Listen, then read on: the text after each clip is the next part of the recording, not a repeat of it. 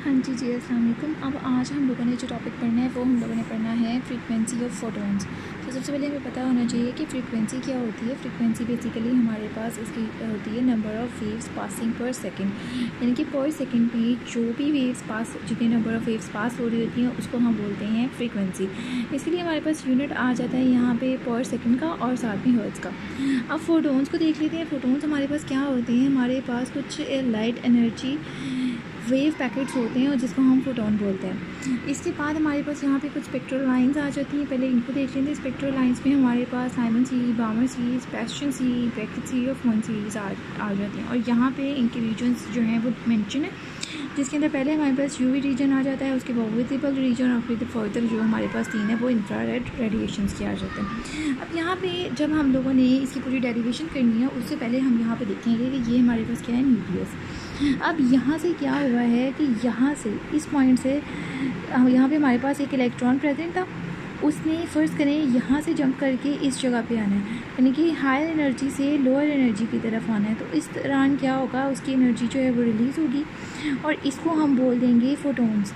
ठीक है, अब ये इसको फोटोन्स बोलेंगे तो उसके लिए हम यहाँ पे एच म्यू का यूज़ कर लेंगे। ठीक हो गया। अब यहाँ पे हम लोगों ने बोहर्स एक्सप्रेशन का यूज़ करना है जब हम लोगों ने डेरिवेशन को स्टार्ट करना है। तो अब यहाँ से देखते हैं, यहाँ पे हम लोगों ने इसको एक को दे दिया E1 का नाम, एक दफ़ा एक्सप्रेशन लिखा और उसको E1 बोल दिया और यहाँ n के साथ भी हम लोगों ने 1 जो है लिख दिया। उसके बाद अब हम E2 लिखेंगे सेम एज इट इज़ और यहाँ पे n के साथ भी 2 मेंशन कर देंगे। अब यहाँ पे हम लोगों ने बेसिकली देखना है कि यहाँ से जब यहाँ पे जंप किया है तो हमारे पास ये जो फोटोन्स रिलीज़ हुए हैं इसकी फ्रीक्वेंसी क्या है। तो यानी कि हमें n1 की भी ज़रूरत है और n2 की भी ज़रूरत है, और जब हम इन दोनों को कंपेयर करेंगे तो हमारे पास हमारे फोटोन की फ्रीक्वेंसी निकल आएगी। तो अब इसीलिए यहाँ पे हम लोग क्या करेंगे, इसके अंदर डेल्टा ई यानी कि चेंज को फाइंड आउट करेंगे और फर्स्ट E2 में से E1 को माइनस करेंगे और यहाँ पे इन दोनों को हम लोगों ने क्या करना है, माइनस कर लेना है। जब हम लोगों ने इनको माइनस किया तो ये वाला जो माइनस है और ये वाला माइनस है, ये दोनों आपस में ऐड अप हो रहे हैं। ठीक है, तो ये दोनों ऐड हो जाएंगे, पॉजिटिव का साइन आ जाएगा। तो अब हम इसको रीअरेंज करते हैं। तो ये वाला n1 वाला हमारे पास यहाँ पे पॉजिटिव का हो गया। ठीक है, ये पॉजिटिव में आ गया और ये जो नेगेटिव था n2 वाला वो नेगेटिव ही रहा, उसको हम लोगों ने यहाँ पर लिख दिया। अब हम लोगों ने इन दोनों को आपस में माइनस करना है। माइनस करने के लिए हम देखेंगे सिवा कि ये n1 और ये n2 ये जो है ये कॉमन नहीं है, बाकी सारे जो हैं वो आपस में कॉमन है। इस वजह से हम क्या करेंगे, हम यहाँ से कॉमन फिगर ले लेंगे। ये पूरा एक्सप्रेशन सिवाय n के, n स्क्वायर के, n1 स्क्वायर के और n2 स्क्वायर के, बाकी सब हमारे पास कॉमन में आ जाएगा। ठीक है, ये देखें जी, ये हमारे पास यहाँ पे ये सारा कॉमन में आ गया बाहर। ठीक है, ये सारा कॉमन में आने के बाद यहाँ पे हमारे पास n1 और n2 ये हमारे पास यहाँ पे रह गया। ठीक हो गया। अब हम लोगों ने क्या किया, हम फर्दर इसको देखेंगे। तो अब जब हम इसको फर्दर देखेंगे तो हमारे पास ये जो चीज़ पूरी है ये हमारे पास क्या होती है, हमारे पास कांस्टेंट होती है। ठीक है, अब ये पूरी चीज़ जो है हमारे पास कांस्टेंट है और इसकी वैल्यू भी हमें पता है, तो हम यहाँ पे इसकी वैल्यू लिख देंगे और ये एज इट इज़ यहाँ पे नीचे आ जाएगा। ठीक हो गया।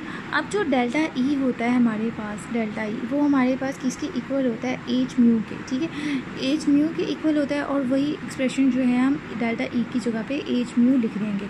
अब जब यहाँ पे एच जो है ये हमारे पास कांस्टेंट होता है, प्लैंक्स कांस्टेंट, तो उसकी भी वैल्यू हमारे पास गिवन होती है, हम लोगों ने वो लिख देनी है फर्दर। और ये म्यू जो है यहाँ पर रहेगा, यहाँ पर ये मल्टीप्लाई हो रहा था और यहाँ नीचे जाके डिवाइड हो जाएगा, तो हमने यहाँ पर इसकी वैल्यू पुट कर दी। ठीक है, वैल्यू पुट कर दी और ये वाला एक्सप्रेशन एज इट इज़ यहाँ पे नीचे आ गया। और अब हमारे पास फ्रीक्वेंसी की इक्वेशन क्या बन गई वो देखें, ये हमारे पास फ्रीक्वेंसी जो है म्यू के इक्वल हो गई और ये हमारे पास 3.29 मल्टीप्लाई बाई 10⁻⁻15 और हमारे पास ये बन गया एक्सप्रेशन इसका।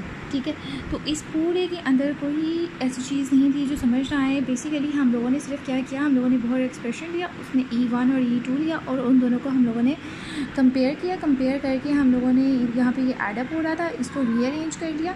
रीअरेंज कर लेने के बाद हमारे पास ये एक्सप्रेशन इस तरह से आ गया, जिसमें से हम लोगों ने कॉमन ले लिया।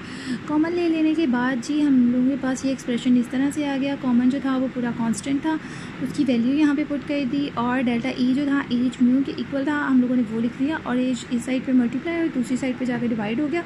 इसको हम लोगों ने कैलकुलेट किया और जो वैल्यू आई उसके साथ ये वाला एक्सप्रेशन 1/n1 माइनस 1/n2 जो था उसको वैसे लिख दिया और ये हमारे पास फ्रीक्वेंसी की डेरिवेशन कंप्लीट हो गई।